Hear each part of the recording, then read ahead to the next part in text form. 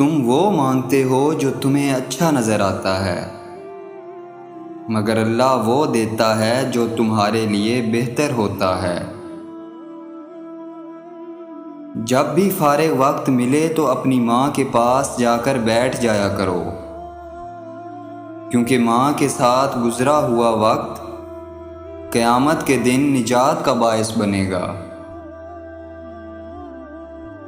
جب آپ رب سے محبت کرتے ہیں تو وہ آپ کے دلوں میں صرف انہی لوگوں کو بسنے دیتا ہے جو آپ کی محبت کے قابل ہوتے ہیں۔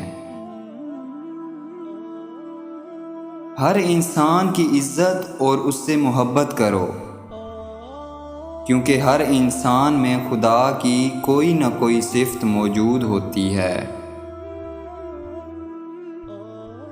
جب تم بغیر کسی وجہ سے خوشی محسوس کرو تو یقین کر لو کہ کوئی نہ کوئی کہیں نہ کہیں آپ کے لیے دعا کر رہا ہے۔ دنیا کی سب سے بہترین، خوبصورت اور حسین نعمتوں میں سے ایک نعمت نماز ہے۔ جو سکون اس میں ہے ویسا سکون اور کہیں نہیں۔ اچھا انسان وہ ہے جو کسی کا دیا ہوا دکھ اور درد تو بھول جائے، مگر کسی کی دی ہوئی محبت کبھی نہ بھولے۔ بہترین لوگ بہترین نیت رکھتے ہیں، جس کی وجہ سے رب ان کے تمام کام سنوارتا ہے،